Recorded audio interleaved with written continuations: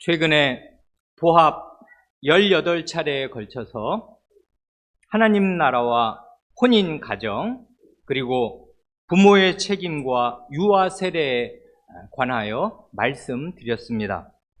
이제 또 다른 큰 주제로 넘어가기 전에 마지막으로 혼인 문화와 장례 문화에 대하여 각각 말씀드리고자 합니다.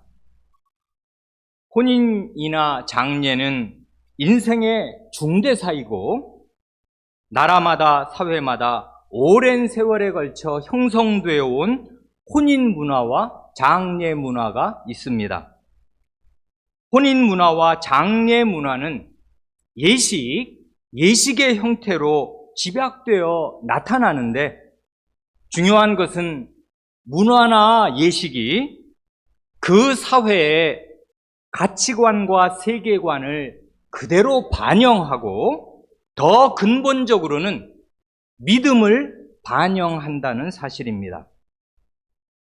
그런데 문화나 예식은 그 사회의 가치관과 신앙을 단순히 반영하고 드러내기만 하는 게 아니라 그 가치관과 신앙을 더욱 강화하는 역할도 하고 가치관과 신앙을 다음 세대에게 전수하고 교육하는 역할도 합니다. 그래 사람은 대개 보고 배운 대로 하기 마련입니다. 수백 년을 그렇게 해오면 거기에서 벗어날 장사가 별로 없습니다. 단적인 예로 유교 문화의 제사의식을 한번 생각해 보세요. 1392년 조선의 개국 이후로 오늘까지 600년 이상 되는 그 긴 세월 동안 이 제사 문화가 우리 이 한국 사회를 얼마나 뿌리 깊이 지배해 온 것입니까? 아직까지도 설이나 추석 물가를 이야기할 때 빠지지 않는 것이 제사상을 차리는 비용이 얼마나 드는가, 그 제수 비용, 그거를 가지고 물가를 측정하는 거 아니에요?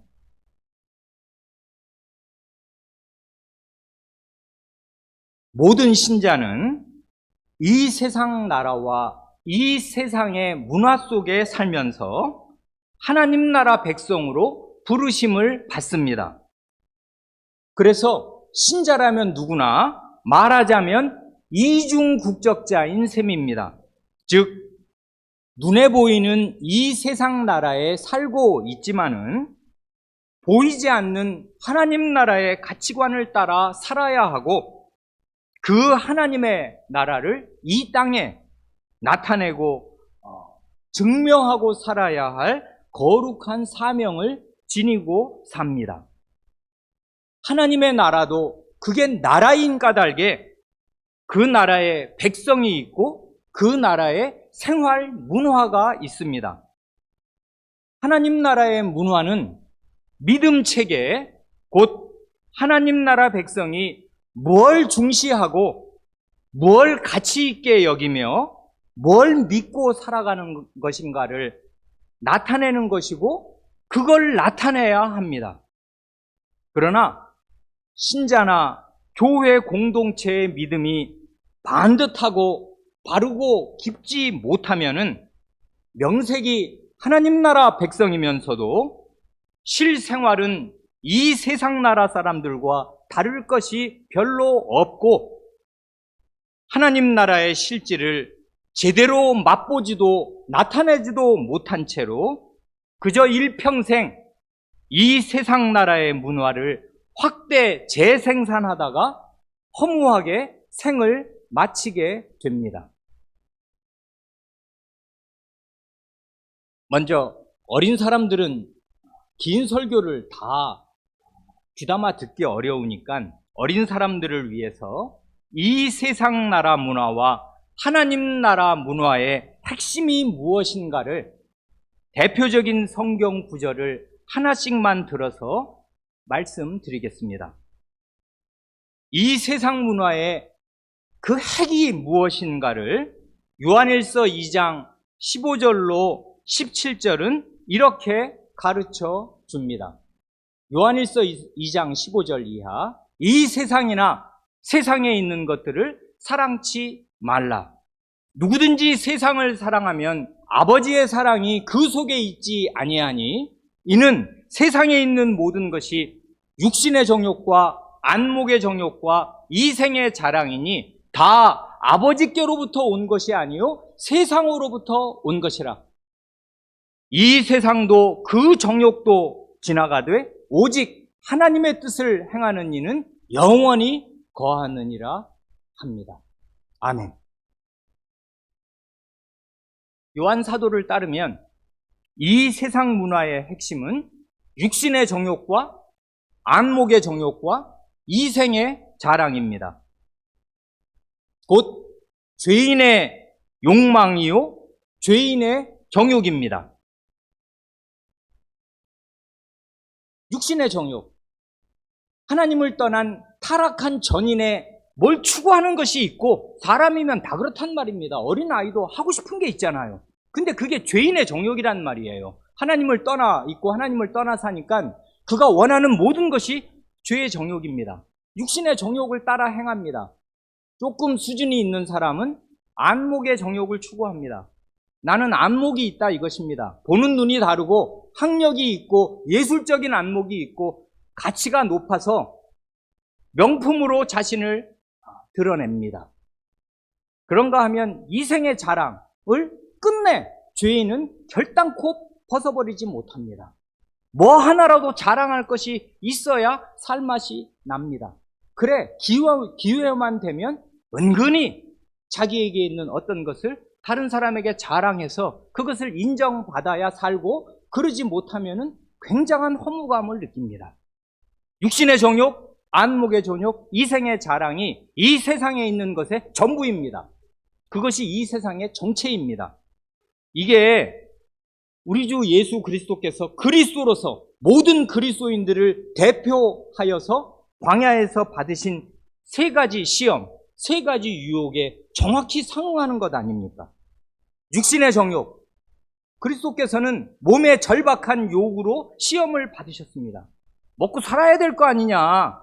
하나님의 아들이라도 40일을 몸을 입고 있는데 40일을 굶으면 어떻게 사냐 하고 그 육신의 정욕에 굴복하도록 시험을 받았습니다. 그런가 하면 사람에게 인정받으려는 안목의 정욕으로도 시험을 받으셨습니다. 성전에서 뛰어내리라 합니다. 얼마나 멋지겠습니까? 성전은 하나님의 백성들이 모이는 종교 생활의 중심인데 그 꼭대기에서 떨어졌는데 사람이 멀쩡하고 하면 요즘 젊은 사람들이 하는 말로 카리스마가 쩔 것입니다. 다 우러러 볼 것입니다. 다 존경하고 그 말을 따를 것입니다. 예수님이 그런 능력이 없는 것입니까? 그런데 그런 유혹을 받으시고 안목의 정욕을 물리치셨습니다. 그리고 이생의 자랑 아닙니까? 하나님께 드려야 할, 하나님께 영광을 돌려야 할 영광을 자기가 편취하는 것, 자기에게 영광을 돌리고 자기를 숭배하고 자기 이름을 하나님 위에 놓는 것, 바른 예배 대신에 자기를 숭배하고 자기를 예배하는 것, 그런 시험을 물리치셨습니다. 그리스도께서 세상을 물리치신 거라고요. 세상 문화와 세상 정신을 물리치신 것입니다. 이게 세상에 있는 전부이기 때문에 하나님 나라를 세우는 하나님 나라의 왕으로서 이런 세상 정신과 처음부터 결별한 자리에 딱 서시지 않으면 안 되었어요. 그래서 그리스도로서의 첫 출발은 세례 받으시면서 그리스도로 임명받으신 뒤에 가장 먼저 하신 일은 세상과 대결하신 일이고 세상과 선을 딱 그으신 일이었습니다. 반면에 하나님 나라 문화의 핵심은 무엇인가를 로마서 14장 17절 18절은 이렇게 가르쳐 줍니다. 하나님의 나라는 먹는 것과 마시는 것이 아니요 오직 성신 안에 있는 의와 평강과 희락이라. 이로써 그리스도를 섬기는 자는 하나님을 기쁘시게 하며 사람에게도 칭찬을 받느니라. 아멘. 짧은 두 구절이지만 이건 웅장한 삼위일체적인 진술 아닙니까? 하나님의 나라인데 성신 안에서 누리는 고귀한 것들이 있고 그리스도를 섬기는 나라입니다. 그래 삼위 하나님이 다 등장하십니다. 그 하나님 나라의 내용은 의와 평안과 기쁨입니다. 곧 하나님께서 옳게 여기시는 것을 힘써 추구하면 이 세상이 주려야 줄 수 없는 근원적인 평안과 기쁨이 그의 마음 안에도 있을 것이고 사람들과의 관계 안에, 하나님과의 관계 안에 있을 것입니다. 이건 그의 마음에도 있는 것이요 관계에도 있는 것입니다. 그래서 문화가 되는 거라고요. 문화는 결국 사람의 삶의 스타일, 삶의 양식 아니에요. 그가 생각하는 거, 말하는 거, 행동하는 거, 관계 맺는 거. 그래 하나님 나라가 우리를 지배하면 우리 가운데 의가 있을 것이고 근원적인 평안이 있을 것이고 기쁨이 있을 것입니다. 이만큼 서론적으로 말씀드리고 혼례식에 대하여 말씀드리겠습니다. 우선 말씀드릴 것은 혼인식이나 장례식은 성례는 아닙니다. 주님께서 친히 정해주신 교회의 성례는 세례와 성찬 두 가지 뿐입니다. 이 점에서 우리 개신교회는 로마 교회와 다릅니다. 로마 교회는 이른바 7성사, 곧 7가지의 성례가 있다고 주장하는 것 아닙니까? 세례와 성찬 두 가지 성례 이외에도 5가지 성례가 더 따라 붙습니다. 그들에 따르면 혼인 예식도 성례이고 혼인 성사라 합니다. 병들어 죽기 전에 받는 병자 성사도 성례입니다. 그리고 여러분 잘 아시는 사제에게 가서 죄를 고백하는 고백 성사도 성례이고 이걸 예전에는 고해 성사라 하였지요. 사제가 되는 임직식도 성례입니다. 성품 성사라 합니다. 그리고 세례받고 나서 믿음이 견고하게 서도록 받는 견진 성사도 있습니다. 이건 개신교의 흔히 말하는 입교, 공적 신앙 고백과 같은 것이겠습니다. 이런 걸 보면 로마 교회는 그동안 대대로 교회에서 어떻게 해왔는가 하는 교회의 전통을 높여서 교회에서 해온 여러 가지 일들을 성례의 자리까지 혁상시킨 것 같습니다.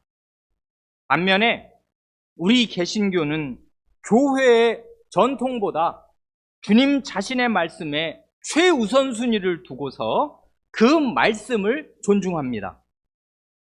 성찬은 주님께서 잡히시던 밤에 이것을 행하여 나를 기억하라고 직접 말씀하셨고, 세례는 그로부터 40여일 뒤에 승천하시기 직전에 아버지와 아들과 성신의 한 이름 안으로 연합되는 세례를 베풀라고 하늘과 땅의 모든 권세를 가지신 왕의 신분으로 친히 명령하셨습니다. 이렇게 주님께서 명시적으로 사도와 교회에 맡기시고 명하신 예식은 세례와 성찬뿐이고 그 2가지밖에 없는 것 같지만 이 2가지 성례는 그리스도의 은혜를 집약해서 전달해주는 은혜의 방도이기에 대단히 중요하고 중요합니다. 혼인식이나 장례식이 신자에게 중요한 일이 아닌 것은 아니지만 교회의 성례는 아닙니다. 이 사실이 현실적으로 의미하는 것은 이런 것입니다. 혼인식이나 장례식은 성례가 아니기에 혼인식이나 장례식의 본질을 딱 잘라 말한다면은 그건 교회의 공식적인 행사가 아니고 그 집안의 행사입니다. 현직 목사가 세상을 떠나도 교회 장은 개혁교회 안에는 없는 것입니다. 그건 그 집안의 행사라고요. 그러기에 목사나 교회가 신자의 혼인식이나 장례식을 의무적으로 집전해 주어야 하는 것이 아니고 해당 집안에서 그 일을 당한 집안에서 목사에게 혼인식이나 장례식을 집전해 달라고 요청해 올 때에 그 부탁에 응해서 집례해 주는 것입니다. 혼인식이나 장례식은 성례가 아니기에 반드시 목사가 집례해야만 하는 것도 아니고 혼인이나 장례의 의미를 잘 아는 다른 사람이 집례할 수도 있고 믿음이 있는 가족만 모여서 조용히 치를 수도 얼마든지 있는 것입니다. 중요한 것은 이것입니다. 혼인식이면 혼인하는 두 당사자와 부모님을 비롯한 직계 가족이 있고 장례식에도 직계 가족이 장례를 치르는 것인데 그 예식을 치르는 당사자들이 그 예식에서 가장 중요한 게 무엇인가를 바르고 확실하게 아는 것이고 그 핵심 가치를 표현하는 구체적이고 현실적인 방식이 무엇일까를 깊이 생각해야 하는 것입니다. 한마디로 예식은 형식 아니에요. 형식. 예식이라는 형식을 통해서 알맹이, 내용이 나타나도록 우리가 믿는 핵심 가치가 그게 곧 믿음이고 신앙인데 그 우리가 믿는 핵심 가치가 나타나고 전달되도록 힘쓰고 애써야 마땅한 것입니다.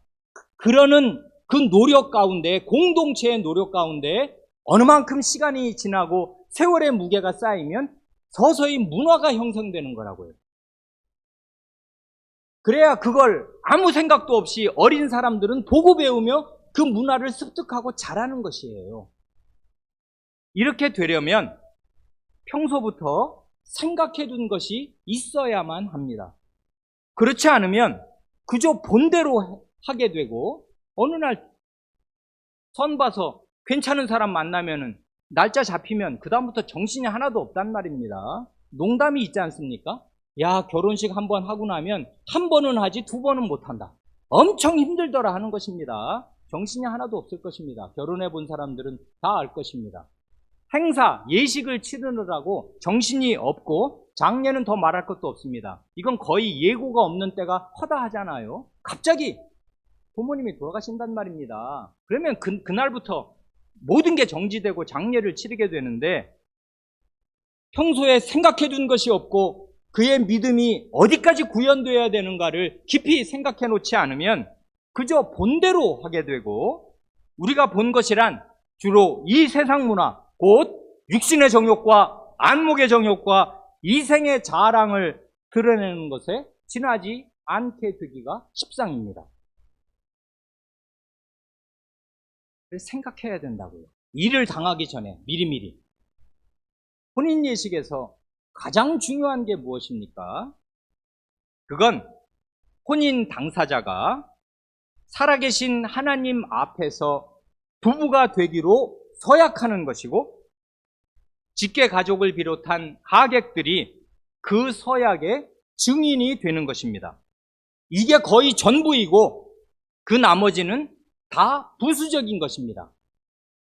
한마디로 혼인 예식의 핵심은 혼인 서약인데 혼인 서약이란 최근에 우리가 함께 배운 웨스트민스터 신앙고백서의 표현을 따르면 혼인 서약은 맹세입니다. 맹세.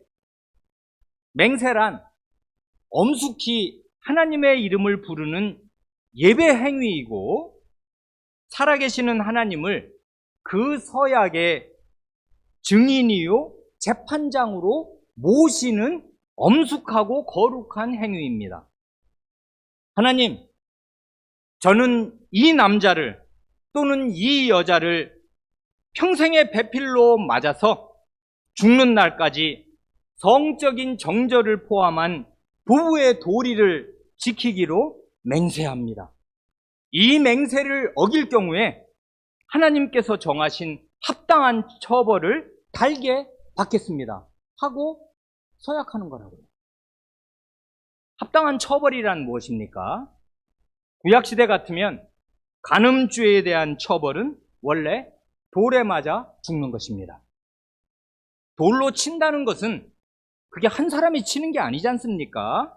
언약 공동체가 그 사형 집행에 참여한다 그 말입니다. 하나님의 창조 질서와 구원 경륜이 혼인 제도 안에 담겨 있고 하나님의 구원 언약으로 우리가 언약 공동체가 되었는데 이 언약 공동체의 핵심 단위가 되는 가정을 더럽히고 혼인 언약을 깨뜨린 자는 이 하나님의 땅에서 숨쉬고 살 가치가 없다 하고서 공동체가 처형하는 거라고요.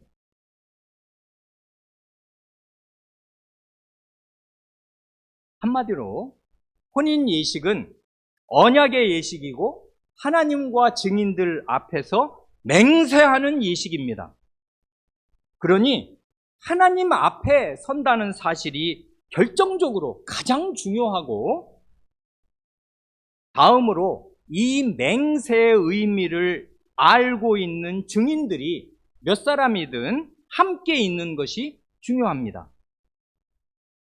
신랑과 신부가 이렇게 맹세하면 혼인 제도를 태초에 친히 제정하신 하나님께서 그 두 사람의 맹세를 들으시고서 혼인을 제가하시고 두 사람을 부부로 묶어 주십니다. 하나님의 제가가 혼인 예식에서는 주례자의 성혼 선포로 표시됩니다. 성혼이 선포되는 바로 그 순간부터 두 사람은 부부입니다. 혼인신고 전이라도 이미 부부이고 만에 하나 신혼여행 가는 길에 교통사고를 당해서 한쪽이 불구가 된다 해도 성혼 선포 이후에 두 사람은 평생 부부입니다. 그러나 두 사람이 하나님과 증인들 앞에서 맹세로 혼인 서약을 하고 성혼 선포가 있기 전까지는 전혀 부부가 아닙니다. 아무리 청첩장을 다 돌리고 신혼집을 마련하고 혼수품을 방방이 거실마다 다 들여놓았더라도 하나님의 제가를 받는 바로 그 순간까지는 부부가 아닙니다.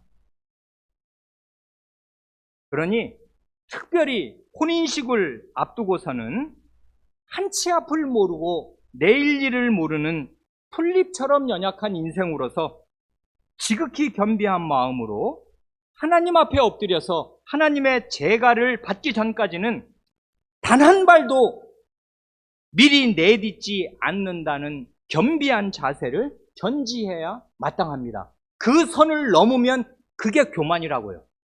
피조물의 교만. 창조주 위에 서려는 자기 인생을 자기가 결정하고 나아가는 그 안 믿는 사람 마음에 가득한 세상 정신. 언약 공동체인 교회에 속한 신자들의 혼인 문화와 혼인 예식은 이런 핵심을 어떻게 구체적이고 현실적으로 표현할 것인가를 깊이 생각하는 가운데 거기에 초점을 맞추는 것입니다. 참고로 이와 관련하여 생각할 것이 있습니다. 제가 놀라고 탄복해 마지 않는 것은 우리 주님 그리스도께서 친히 명하신 두 가지 예식의 소박함과 단순함과 평범함입니다. 세례의 물과 성찬의 빵과 포도주가 그것 아닙니까? 이보다 더 단순하고 소박할 수가 있겠습니까? 더러운 것을 씻어내는 물과 늘 먹는 음식인 빵과 잔치 음식인 포도주 한 잔. 그리스도시야말로 그 화려하고 아름다운 꽃들과 새들이며 숨이 막힐 듯이 아름답고 장엄한 대자연의 장관들을 다 창조해내신 분이시지만은 자신의 목숨을 바치신 그 고귀하고 중차대한 사역을 예식으로, 형식으로 나타내려 하실 때 화려한 길 대신에 대단히 소박한 길을 택하신 것입니다. 그러면서도 그 소박하고 평범해 보이는 형식, 예식 안에 중요한 핵심 진리를 다 담아내셨습니다. 물로 때를 씻어내듯이 그리스도께서 우리의 더러운 죄를 다 씻어주신다는 것을 표시하시고, 빵과 포도주가 우리의 몸 안에 들어와서 우리에게 에너지가 되고 기쁨을 주듯이 그리스도 자신이 우리에게 영생의 양식과 영원한 기쁨이 되신다는 사실을 이 간단하고 소박하고 평범해 보이는 물질로, 이 예식으로 표시하십니다. 천지의 주인이신 그분이 제정하신 이 예식의 소박함과 단순함을 한번 생각해 보세요. 반면에 이 세상 문화와 이 세상 문화에 속한 혼인 예식은 하나님이 없는 육신의 정욕과 안목의 정욕과 이생의 자랑을 한껏 추구합니다. 육신의 정욕, 잘 먹어야 된다는 거 아닙니까? 호텔 뷔페 수준으로 먹어야 한다 생각합니다. 출장 뷔페가 가장 최근의 시가로 1인분에 4만 원이 넘습니다. 완연한 돈잔치입니다. 안목의 정욕, 눈에 보이는 화려함을 추구합니다. 사진이 잘 나와야 합니다. 웨딩 화보를 촬영한다고 결혼도 하기 전에 제주도 같은 데로 약혼 여행을 가지를 않나? 결혼도 하기 전에 예식장 입구에 신랑 신부의 전신 사진이 서 있지를 않나? 자기가 지금 이 결혼식의 성혼 선포 전에 부부가 다 되었다고 생각하는 것입니까? 부부입니까? 아니라고요. 그런데 자기들이 정하면 다 인생이 정해진 것처럼 생각합니다. 피조물의 오만이라고요, 그게. 하나님 없는 사람들의 생각, 하나님 없는 사람들의 행태, 그리고 이생의 자랑입니다. 그럼으로써 나도 이만큼은 한다 하고 다른 사람에 비해 손색이 없게 하는 것에 마음을 쓰고 사회적으로 과시하려고 합니다. 예식장을 비롯한 혼인식이 이른바 웨딩 산업이 되고 거기에 자본의 논리가 잔뜩 개입되면서 돈 없는 가난한 사람은 혼인식을 하기도 겁나게 되었습니다. 돈과 하나님은 겸하여 섬길 수 없는 거라고요. 돈은 귀신입니다. 귀신. 돈귀신이라고요. 하나님 자리에 얼마든지 앉을 수 있어요. 그리고 이스라엘 백성이 망한 게 그 우상 숭배 때문에 망한 것인데 그게 결국 현실의 돈이란 말입니다. 그게 있어야 산다. 그걸 실제로는 의지하고 살았던 것이에요. 말씀드릴 것이 한두 가지가 아니어서 구체적인 사례를 들어서 일일이 다 말씀드리지 못합니다. 그저 한 가지 예를 들어서 생각의 재료로 삼아서 한 가지만 예를 들어 말씀드립니다. 한 신자로서 저는 진작부터 유행하는 이른바 신부 대기실 문화를 근심하고 한심하게 여깁니다. 신부는 웨딩드레스를 입고 있으니까 예식 전에 조용히 머물 곳이 필요한 것이 사실입니다. 그러나 그는 누구입니까? 신부 그는 바로 잠시 후에 살아계신 하나님 앞에 서서 자기 목숨이 걸린 평생의 맹세를 해야 할 사람이라고요. 그러니 조용히 기도하면서 보이지 않으시는 하나님께 마음을, 전심을 모으고 집중해도 될까 말까 할 그 황금 같은 준비 시간에 친구들이며 친척들하고 사진 찍기에 정신이 없으니 왜 그렇게 정신없는 짓들을 하는지 모를 일입니다. 그게 혼인 맹세의 심각성과 중요성을 아는 사람들의 행태이겠습니까? 그걸 아는 사람입니까? 하나님 앞에 선다는 거는 다 그냥 형식이라고요. 이미 청첩장 돌리고 집 다 얻어놓고 양가 인사 마쳤는데 혼인해야지 별수가 있냐. 그리고 주례자가 뭐라고 물으면 뭐 기쁠 때나 슬플 때나 등등등 혼인 서약의 내용이 있으니까 거기에 나는 그렇게 하기로 이 사람이랑 결혼하고 약속했다. 그러니 그건 다 형식입니다. 그건 다 예스 할 것입니다. 그러니 그 나머지 것들은 다 자기 생각 원하는 대로 한단 말이에요. 여기서 무시되는 게 무엇입니까? 살아계신 하나님이 가장 무시받습니다. 장례식과 혼인식에서 살아계신 하나님이 가장 무시받는다고요. 자기한테 오는 하객 한 사람만의 대우도 못 받습니다. 대개 하나님이 우리에게 그런 대우를 받습니다. 여러 번 말씀드리지만 우리가 다 그런 믿음이 박약하고 부실한 사람들 아닙니까? 우리 집에 안 믿는 사람이든지 믿는 사람이든지 목사든지 장로든지 교우든지 한 사람만 와 있어도 아내에게 남편에게 그렇게 함부로 말 못하는 것 아닙니까? 남들 눈치가 있고 자기 체면이 있으니까. 그런데 보이지 않는 하나님 앞에서는 잘도 맨날 하고 사는 거 아닙니까? 왜 그래요? 하나님이 안 계셔서 그런 것입니까? 안 믿으니까 그런 거죠, 하나님을. 하나님이 눈에 안 보이시니까 없는 분으로 여기고 제쳐놓고서 자기 마음대로 발산한단 말입니다, 죄의 정욕을. 그런데 혼인식이 그래요. 하나님 앞에 맹세를 하는 게 이게 모든 것인데 여기에 모든 게 걸려 있는데 그것은 그냥 그 한 1, 2분 사이에 지나가는 뻔한 형식일 뿐입니다. 그 나머지는 이 세상에서 보고 배운 대로 그냥 한다고요. 그러면 거기에 예식의 정신이 살아있어요? 그게 하나님 나라의 혼인 문화가 되겠습니까? 안 된다고요. 근데 다들 그렇게 하고 삽니다. 신부 대기실이 왜 중요하겠습니까? 필요하겠습니다. 홀로 고요히 있어야 하니까.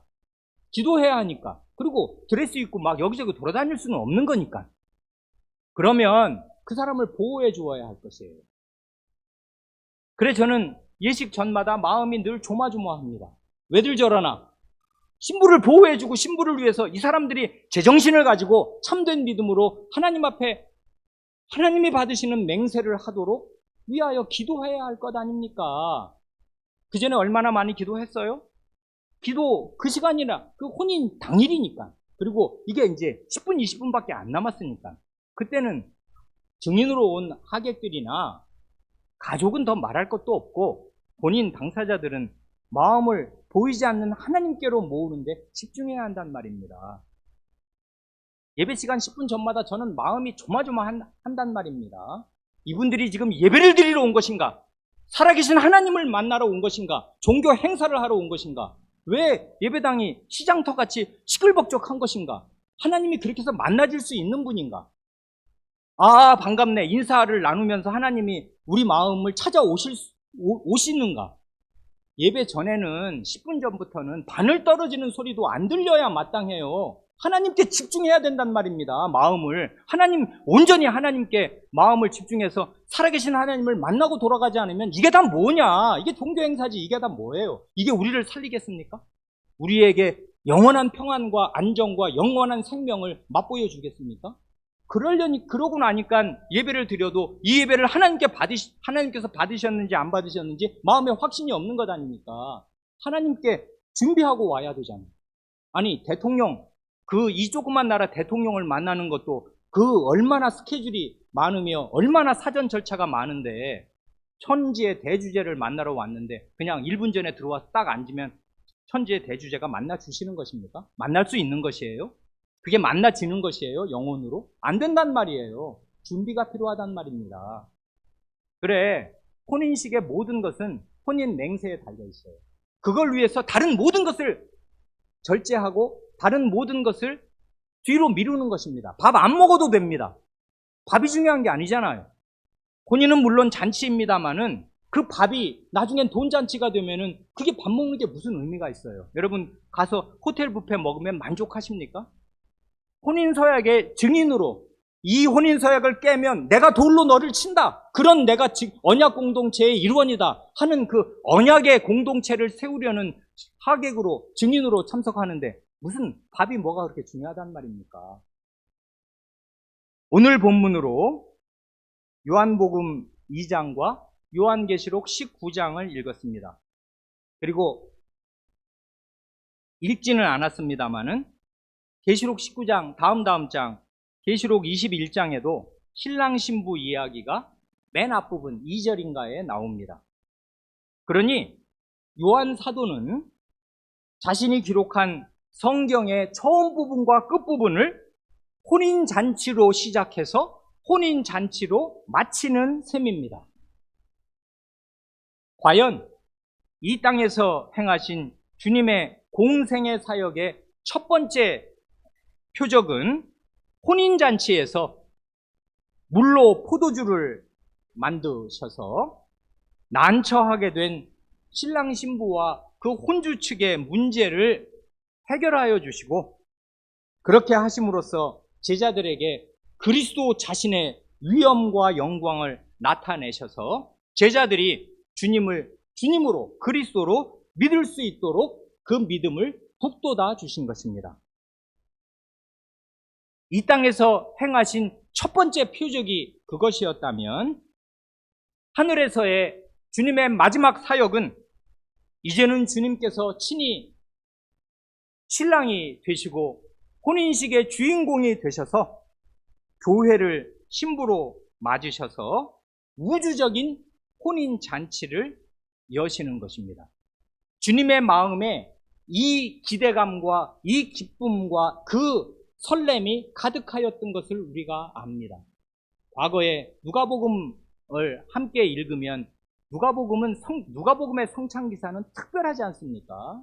주님께서 하나님 나라에서 이 유월절이 이루기까지, 하나님 나라에서 너희와 함께 이 유월절을 먹는 날까지 내가 다시는 먹지 아니하리라 말씀하셔서 주님의 마음에 그 고통, 지옥의 고통 한복판으로 나아가시려는 그 주님의 심적인 부담과 괴로움과 슬픔과 그것이 이루 말도 할 수 없었겠지만 그 고통을 뛰어넘는 주님의 소망, 주님의 기대, 주님의 바람이 주님의 마음을 채웠는데, 그것은 하나님 나라의 혼인잔치에 당신이 주인공으로 서시는 그것이었습니다.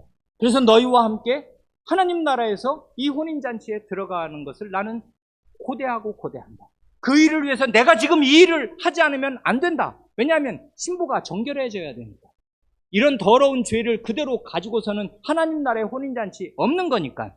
이 혼인잔치를 마련해서 내가 신랑으로 서고 너희를 신부로 맡기 위해서 나는 이 일을 해야 한다. 그런데 이 일을 하고 나면 그 큰 기쁨의 혼인잔치가 온다.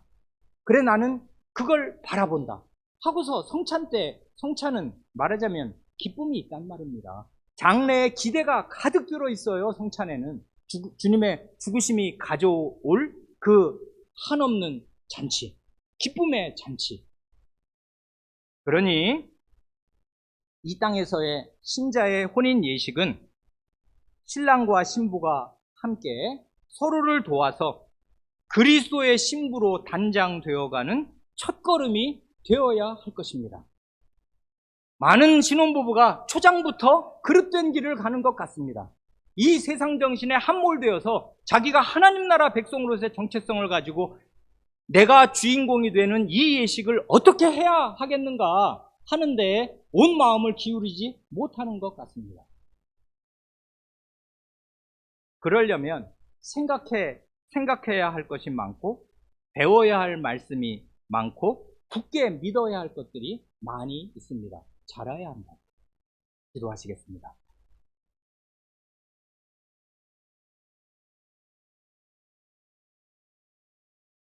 하나님 아버지, 예수 그리스도 하나님의 아드님, 곧 아버지의 품 안에 계신 그 독생자를 저희의 주와 구주로, 저희의 그리스도로 내려 보내실 때 저희의 신랑으로 주시기를 작정하시고, 그리스도께서 자신의 피로 씻은 한 사람 한 사람, 그러나 그 수를 다 헤아릴 수 없이 많아 하늘의 별과 같고 바닷가의 모래와 같고 땅의 티끌처럼 많을 그 무수한 하나님의 택하신 백성들의 죄를 다 본인이 지시고 자신의 피로 그 얼룩과 더러운 죄를 다 씻으셔서 정결한 신부, 티나 주름 잡힌 것이나 이런 것들이 없는 신부로 탄장시키셔서 마침내 주님께서 모든 것이